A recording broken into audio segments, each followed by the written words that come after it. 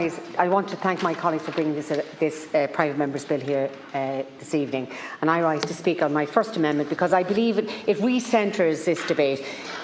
It is an open statement of principle, one that focuses on the positive rather than the negative, and in a discussion that cuts to the very deep question about who we are and what we must do. This debate is not and should never be about hatred of the other.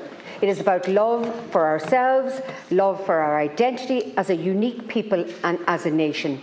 That love often forces us to find balance between contradictory things. We must acknowledge that we as a people can and will change, but we must also preserve those essential things that makes us who we are: our culture, our language, and the remembrance of our history and heritage. Part of what makes us Irish is that we are a welcoming people. Throughout our history, we have brought others into our nation, from the Norse to the Norsemen. But we must also acknowledge two truths. First, that these assimilations were often long and sometimes conflict-filled processes. And second, that migration today is on a scale never seen before. Poorly managed mass migration into a country that does not believe in itself can turn a nation into a divided land of strangers. We are a welcoming people, but we must be prudent and fair in whom we welcome, and ensure that our welcome is not abused. Because if we lose that welcome, then we lose part of who we are as a people.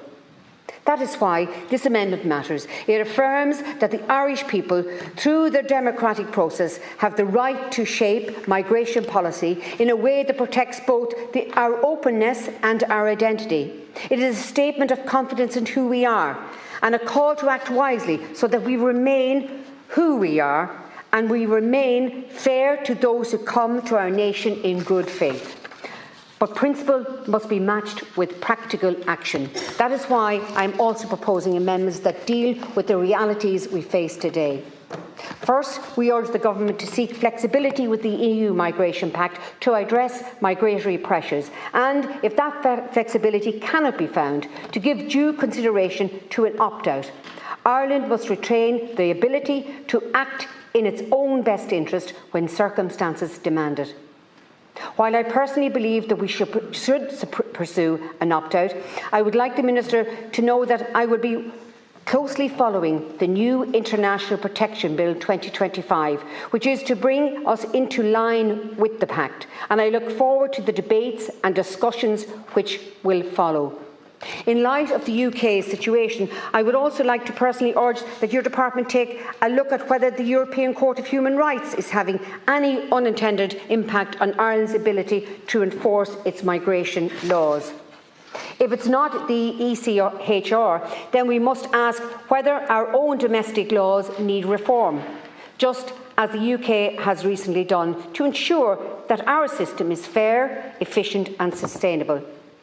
But above all, I urge the Government to upgrade Ireland's domestic capacity, more resources for processing, enforcement and accommodation, so that our policies are not just words on paper, but actions in practice. Minister, I want to acknowledge the work that you and your team have done so far under immense pressure, but as they say, lots done, more to do. Second, we urge a review of deportation policies for international protection applicants convicted of criminal offences, and in particular to consider immediate deportations for those found guilty of serious crimes. Our compassion must never come at the expense of public safety. Third, we call for an examination of citizenship criteria to ensure meaningful contribution to society, such as the requirement for 5 years of employment contributions.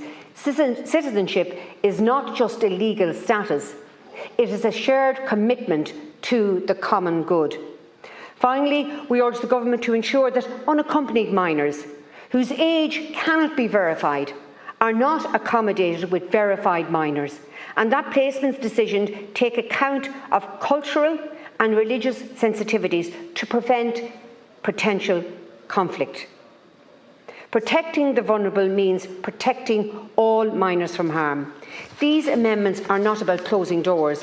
They're about keeping Ireland open, but in a way that's fair, safe and sustainable.